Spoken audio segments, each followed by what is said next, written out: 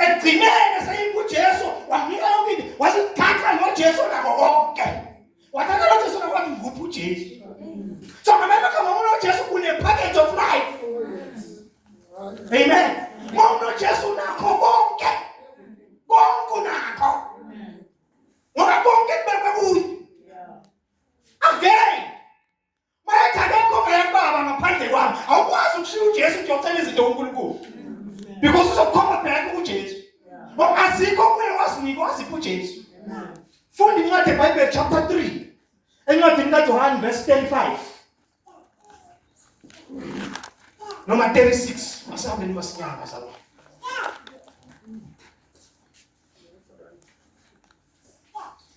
Isikhathi sithini kusama ngifuna ukuthi abantu bahambele. Oh hayi. Thanda ukuloka.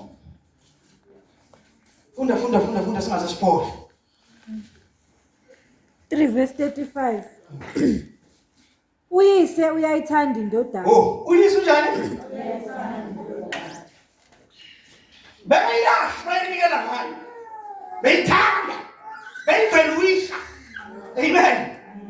Uyayithanda uyise uyayithanda indodana. Ake sibone ngoba uNkulunkulu wathi uyathanda uyapha. Ake sibone umuntu uzowenzani. uNkulunkulu Wanikela konke esandleni sayo. ngoba uyayithanda wayisenikela konke nakho esandleni sendodana. Kube Okholwa indodana unokuphila okuphakathi. okholwa indodana unokuphila okuphakade. Okholwa indodana unokuphila okuphakade. Okholwa indodana amen bazalwane unokuphila okuphakade. Ina uJesu uyalifakazela leli qiniso. uJohn chapter 10 uthi mina ngizile ngizokuthi nibe nokuphila nibe nakho kuchichile.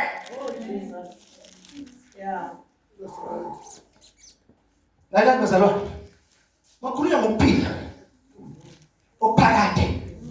Kukhulunywa ngempilo, life without limitations. Life without limitations. Impilo engenama limits. Ongekho ukuthi wena ukwazi ukufinyelela kunoma yini noma yini oyifunayo oyidesireyo noma yini oyifunayo awukwazi ukungafiki kuyo because yonke into siyayazi bekwethu. Amen. Mina ngiyakhuluma nje serious engabe bangakaba serious abalalele serious.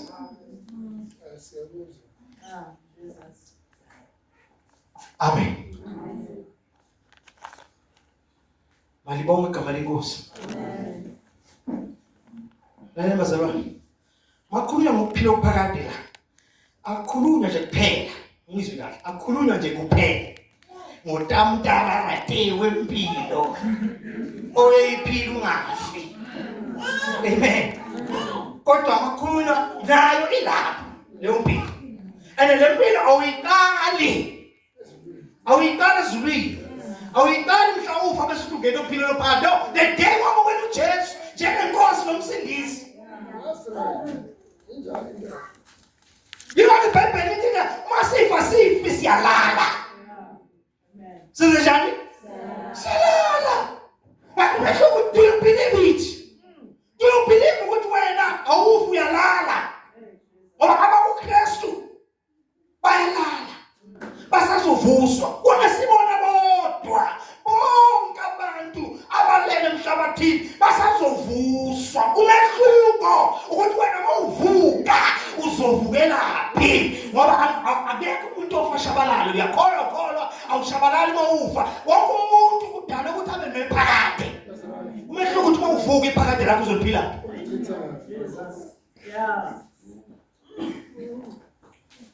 Ingenzi ukuthi sikholwe la singadlali la siyazi ukuthi lento akusinto empelayo kodwa into yephakade. Silungiselela iphakade lethu ukuthi siphile la unoNkulunkulu khona. Amen. Ake siye ku Daniel chapter 2 verse 2 sasa. Masinyane bazongikhumbuza bani.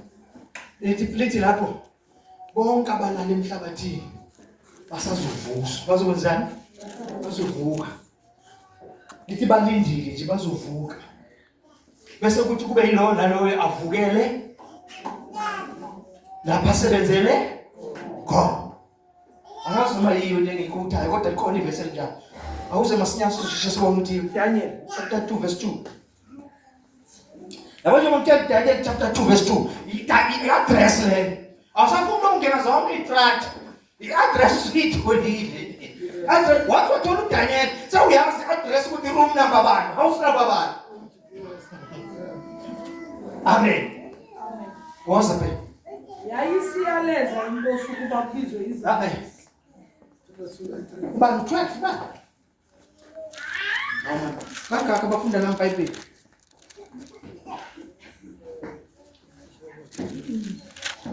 Onthule nje ngoba ngiyabona lisho into engisho. Sensaba nokungiphikisa. Daniel bani konje? Chapter 12 verse 2. Yeah, Daniel chapter 12. Funda masinya. Funda mama usitholi. Usalinde abaningi. Abaningi abalele emhlabathini. Emhlabathini wothuli bayakuvuka, abanye bayakuvukela ukuphila okuphakade. Abanye bavukela ukuphila okuphakade, abanye ihlazo nokunengwa okuphakade. Ihlazo nokunengwa okuphakade. So thina sesiyazi ke ukuthi le mpilo ephakade okukhulunywa ngayo impilo ukutara nje kwasiqala la ngoba sikholo angazi bangaka abakholwayo abathokozela impilo yokholo abathi impilo yokholo iyamsebenzela ngiyayibona ingisebenzela ngiyayibona iyangenzela angazi ukuthi bangaka mina ngikhuluma ngento yokufakazela into engiyisifila engiyizwa engiyibona engihamba kuyo empilweni yami. Amen bazalwane. Hallelujah. Phela kunzima uma ngaphi uyakholwa. Ngaphi uyibona ngathi ukukholwa kuyakubambezela uphinde wenze okunye ngapha. Uma ubenefit awaziwazi ukuthi ubenefiteni. Yonke into nayo uzikwazi ukuthi kahle ngithole ngokholwa ngithole ngekhepha zakho na. Awuzukwazi. So awuzukwazi ukuthokoza ngoba awazi ukuthi intokozo yakho fanele uyibhekise kuphi. Amen. Amen. Now, sencwadini yamaHebheru. Sencwadini yamaliyani? iBhayibheli lithi kukhona indlela ebonakala iyinhle.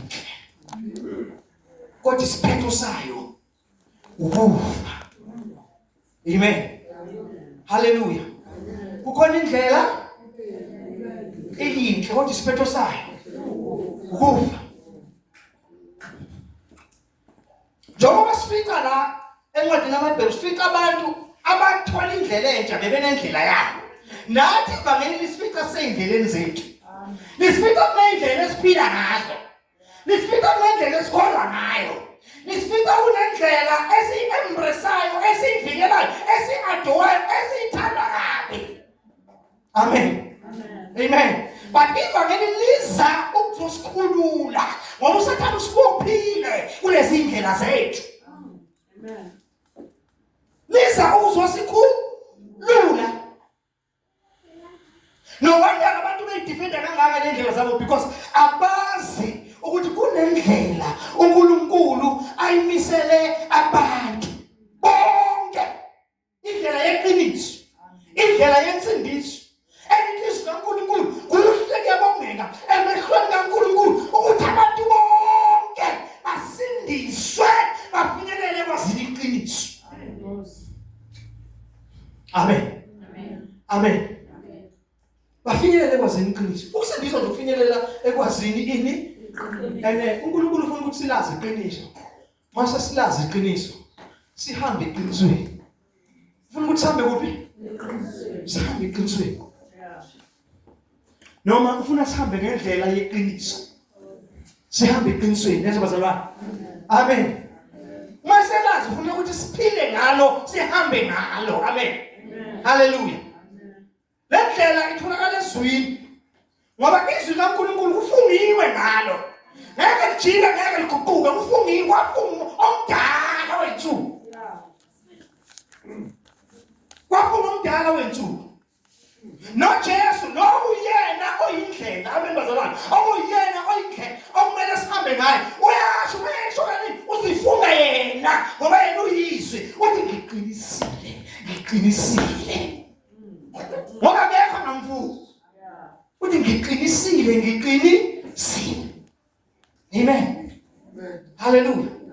Qinisile. So indlela yokukholwa bazalwane yindlela emiswe uNkulunkulu eyimisela izizwe zonke. Indlela emiswe uNkulunkulu eyempumelelweni. Indlela emiswe uNkulunkulu eyindlela yokuphila. Indlela emiswe uNkulunkulu okufanele siphile ngayo. Uma siphila ngayo le ndlela yokukholwa, amen bazalwane. Le ndlela yokukholwa emiswe uNkulunkulu, amen bazalwane. Uma sikholwa sihambe eqinisweni. uNkulunkulu ufuna ukuthi izizwe zonke zibalekele kule ndlela. uNkulunkulu ulenze laba njengendawo yokuphephela, amen bazalwane. Nalapho futhi ngitshela lesikhathi abantwana bakwaIsrayeli bephuma eGibhithe sebeyofika la baya khona, wathi uNkulunkulu zakhelela imizi beyisithupha. Le mizi eyisithupha eyokuthi uma kwenzeka umuntu nephutha eliyagawula iphuma imbazi ishawa ukuthi afe, abaleke endlini yokuphephela. Uma Yesu uphindiselwe igazi ngoba phela umthetho utheni? Obulalayo akabulali. Amen. Bekhuluma kubo ngaleso sikhathi. Ngomthetho, amen. Kuthi makhona obulele, hayi ukuthi ubulele nephutha, uma ubulele nje you have to die. Wathi uNkulunkulu yenza kanjena ke, khani imizi eyisithupha izobizwa ngokuthi imizi yokuphephela. Makwenzekile ngephutha, baleka nomntana nokufica umphindisele. Mawungena kulenda asenalo ilungelo ne-right ukuthinta. Ngoba usendlini yokuphephela. Uma ufika kuJesu ufika isiphephelo, ufika umuntu wokuphephela, ufika emandleni, indawo yokubalekela, indawo yokuphephela, abembazalwane. Mawufika uyaphepha, mawufika uphepha kulo lonke uhlobo lwenhlupho. Angathi akuhlobo lwenhlupho. Lonke uhlobo lwenhlupho, umphofu, ukungazi, yonke leyo nto leyo ayibisasebenza kuwe ngoba ufike ekutholeni indlela yeqiniso. Amen. Sengemaphephelweni. Hayi ngoba kuphelile. Hayi ngoba kuphelile. Phela yabo nje bangikhuluma la. Asilingani. Futhi asifani. Amen. Njengoba sila silingana asifani. Futhi njengoba sila lendlela esithatha ngayo izinto asifani. Amen. Khona umuntu la ozela userious uyazi ukuthi uzokwenza. Kodwa khona umuntu ozela uyazi yena futhi ukuthi uze ngani. Khona umuntu oserious ukuthi ngize la ngifuna ukubamba konke okufundiswayo. Amen. Kodwa khona umuntu ozothi khuluma izinto ezingaka nesinje aphume empty ngoba vele akusiko lokho abekuzela. Amen. Akusiko lokho abekuzela. Kanti lalela ngikutshela yonke into odibana nayo manje ukuthi uyitholela ikusasa. Kusasa uzokuyidinga. uNkulunkulu uyakuprepare for tomorrow ngayazi. Ukuprepare for tomorrow ngayazi ukuthi ngalamazwi watholela, ngalolwazi olutholela ukwazi ukudlula phambili. Ukuthi sometimes into eyenzeka manje thina sishaya indiva kanti it prepares you for future.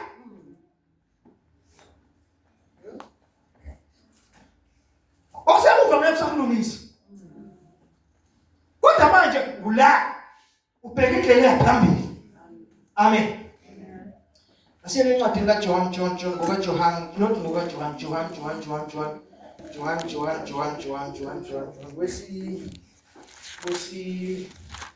wesi the third book of John.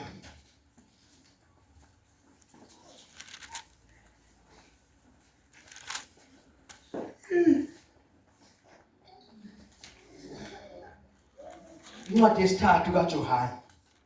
Amen.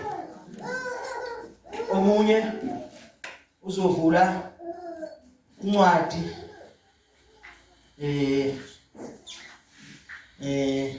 Johannes Bando. Yesibili kaJohane. Loyo uzovula ku chapter Yiphi chapter? Chapter 1. Ne chapter yodwa ngithi. Chapter 1. Iyodwa ngithi siyavumelana? Oh, chapter 1. Angifundele verse 4.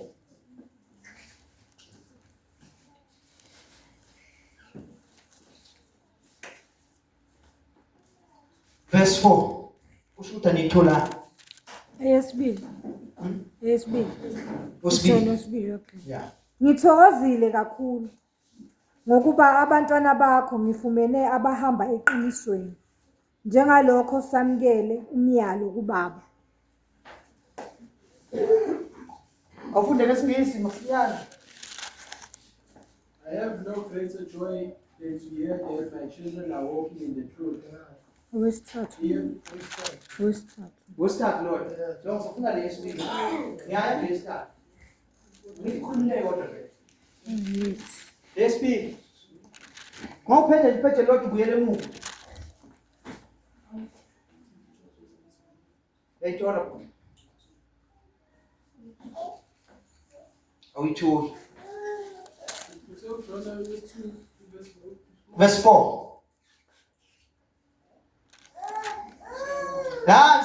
I rejoice greatly that I found of my children walking in truth, as we have received a commandment from the Father. Amen. Lapha ku John 3 ke ithi verse 4 futhi again.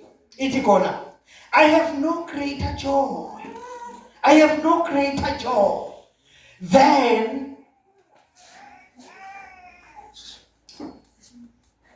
than to hear that my children walk in truth. I have no greater joy than to hear that my children walk in truth. Amen. Amen. Amen. Awufundeke isiZulu silini lapha. Anginayo intokozo enkulu kunaleyo yokuba ngizwe ukuthi abantwana bami bahamba eqinisweni. Yini ukuhamba eqinisweni? Ukuhamba ezweni. Amen. Ukuhamba kubazalwane ezweni. Njengoba sisebandleni sisendlini kaNkulunkulu, sisendlini yeqiniso. Amen. Sisendlini yakubazalwane. Indlu kaNkulunkulu iyinsika nesisekelo seqiniso ngoba endlini kaNkulunkulu kuphethwe ini? Izwi likaNkulunkulu. Amen. And izwi likaNkulunkulu bazalwane liyakhulula ekungazini, liyakhulula ekulandeleni oNkulunkulu abayize, liyakhulula ekwenzeni izinto zama-superstitions, liyakhulula ey'fungweni efungelwe abantu ngazo bathi babophile. Kodwa uma uzohamba ngokwezwi likaNkulunkulu liyakukhulula, akunandaba ukuthi siphi isifungo ofungelwe ngaso. Angaso mina ngizwe.